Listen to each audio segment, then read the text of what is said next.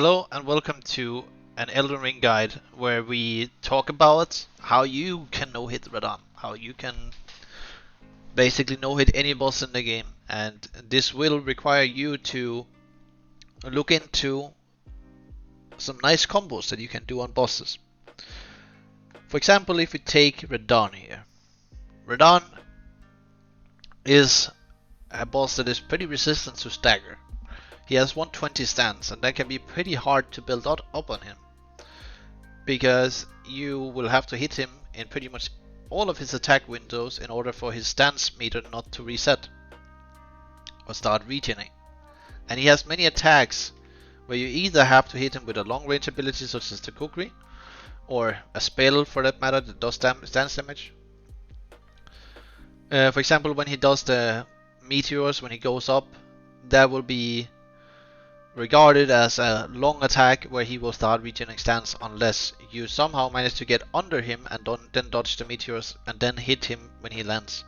That is how you can avoid that, but it is hard to do, especially because like the camera, when you are like this, it can be really hard to follow what is going on above your head, and you will just see Radahn's underneath and the meteors like are kind of coming, and also you have to like run into him. But anyways, let's talk a little bit about how you can get around this this fact here. So Radahn is also a boss that is very resistant to a lot of types of damage. In phase 1, he is vulnerable to holy damage. He has 0 resistances to that. We don't use holy damage in this build. We use the Bud Milady, which is a pure physical damage that also is a status build. The thing about Milady is that it has a very versatile moveset. It has a lot of pierce built in.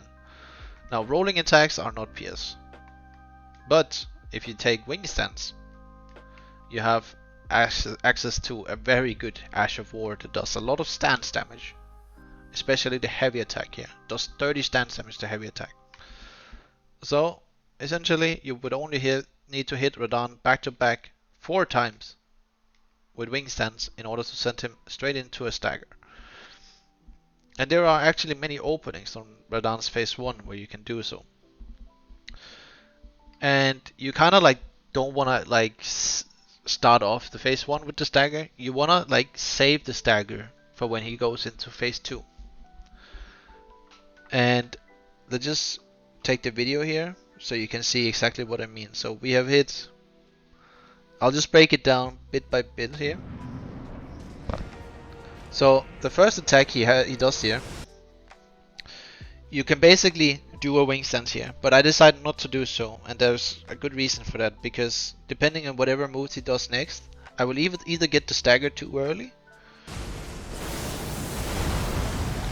and if I get it too early, then I will end up just proccing his stagger, and then I will spawn far away from him in his phase 2, because the stagger doesn't continue. He will just transition and then the stagger goes to waste kinda. But yeah, so I decided to go with the L2 R1, which are like 3 successive hits, which are really good for building up status. After he does this, this is like the easiest move for him to dodge. You just follow him around left, you dodge, and then you can get a hit when he sends his arms into the sky, and then you roll again, and then you have to pay attention to what is coming up from the ground. So you roll one more time, and then here you can get a wing stance jump attack in. It's very long recovery on this, and I'm lucky he does this 2 times in a row. He usually never does that to me. So we do that 2 times here. So pay attention to like the streak of hits we have right here. So we have the first 3 hits, which does 16.5. Then we have 2 normal hits and 2 wing stance. So we are like probably around 90 build up right now on him, on stance.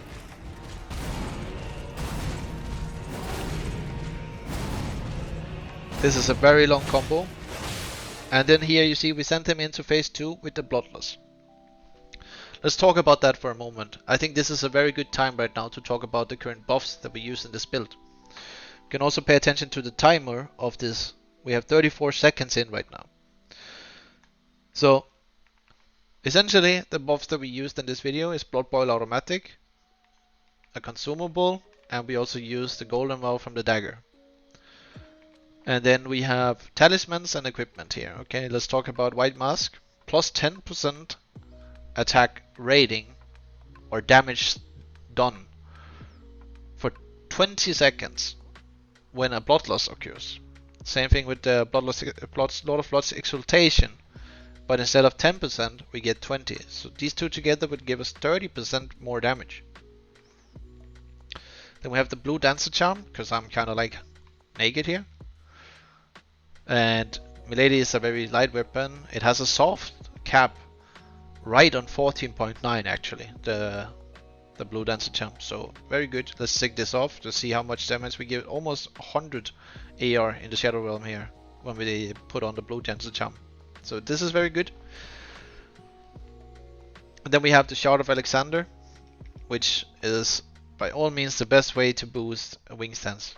Relana's cameo just takes too long to start buffing up. I wish it was 1 second. 2 seconds is like you have to do like spacing for the boss and have them start running towards you in order to do this. I tried testing some shit with it, but it's just not good. And then the Shard of Alexander, and then we have also the Spear Talisman. And Spear Talisman is a very niche thing here, because essentially we have 2 attacks that benefit from this. Our most highest source damage dealer in the entire kit that we use is this L2 R2 attack here, and this is a pierce damage attack, a nice thrust. So this is why we use the Spear Talisman, because Radahn will usually be mid animation of something and we will get benefits from the Spear Talisman. So that is why I use this in this video. And he has a lot of animation build-up where you can actually hit him in phase 2, where you can sometimes get 2 wing stance R2s off on Radahn. So that's why I used it here. You could argue that two-handed Sword Talisman would probably net around the same damage in this setup here. Or, for example, Rodden Wing Sword Insignia would also be good. I agree with you, they will also be good. I just used this for the video because they made sense at the current time that I did the testing. But yeah, so let's go back to the buffs here. So we have Blood Boil Automatic, last 60 seconds, Golden Vow 45. Then we have White Mask and Lord of Blood's Exaltation, 20 seconds, okay? So that means in the first 40 seconds, because when you buff up, like you start off with the flask, which in my flask I used the Strength Knot tier, and I used also the draining HP 20% all damage tier, bloodsucking crimson tier, whatever it's called, a bloodsucking crack tier, something like that. Yeah. Now this one is the one we start with to give us crazy good AR, okay? And then we use the Blood Boil Aromatic outside of the fog gate, obviously, and then we use the Golden Vow. So this leaves us, when we enter the fog gate, around 40 good seconds where we have a very good amount of buffs on. Now in those 40 seconds, primary goal will be to send Radahn into a nice dagger where we can get him in a kill range, and also have blood loss occur active somewhere between 30 and 40 seconds. And that is exactly what we did in the video. Let's just look here in the start. We used a Bloody Milady with 110 bleed buildup, and you can see right here we hit him 3 times here. 1, 2, 3.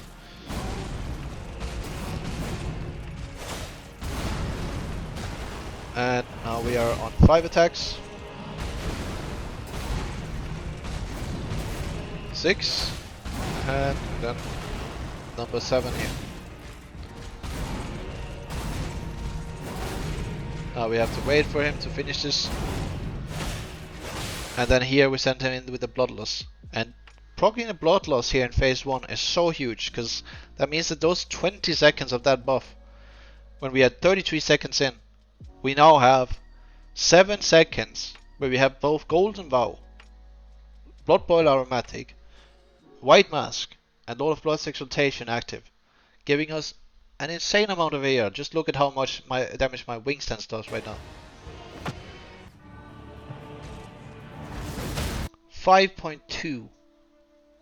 It is absolutely like absurd how much damage this does. And then, because he's staggered on the first wing stance here, we have to go with like 2 light attacks, because that's what you can fit in before you will lose the stagger. Or yeah, so we don't want to lose the critical hit, obviously. We want to keep that here in this video. Okay, and now we go for the critical hit. Like those two, just normal autos, they did around like 4k. Then the critical hit. And I actually messed up here, because I could have moved a little bit closer and then hit him with all 3 connections of the L2 R1. We only hit him 2. I was pretty lucky actually. Also at this point our Golden Vow has worn off, so that was pretty lucky that we actually got that all the way down. So yeah, you have to sometimes use your brain in order to come up with a build that does well against the boss. For me, this Blood Milady build, it turned out to be just exactly what I needed to get through phase 2 in a very nice way. Obviously the higher level you are, the easier it is to do these things. And I'm sure if I pumped my stats to rune level 200 and I also had access to like higher arcane above 50, 60, or yeah, just 60 arcane, maybe 80 dex, 54 strength, then I would be able to do this on NG plus 7. Like I'm not trolling you guys when I say this, because you could still probably maintain a good amount of vigor and still do this. So that is why I'm definitely telling you guys this is possible on any NG difficulty. You can pull this off very easily. You just have to come up with the right build, the right strategy, and then you can no-hit whatever boss you want in this game. Consort Radahn, the hardest one to do, by all means. I am definitely, like, no-hitting Bale was big frustration for me, but Radahn here, he is the real chat. Phase 2, absolutely horrific to no-hit through. Playing around stands in phase 2, it's crazy. Like, all I'm gonna say. Yeah, so if you don't do it like this, you will spend 3 or 4 minutes in the arena. That's just how I'm gonna say it. Because if you don't have the stance going into phase 2, phase 2 will take forever, because he will do so much shit. And that is exactly why you definitely should consider using something like a blood weapon when you are no-hitting. Cold is very good against many bosses, but blood is the true champion. That is just how it is. The higher level you are, the better blood will get. Anyways, I hope you guys found this helpful. Let me know in the comments what boss I should no-hit next, and maybe, yeah, whatever request you have, maybe I will pull a video on that. Thank you for watching. Consider liking and subscribing. Thank you. Bye bye.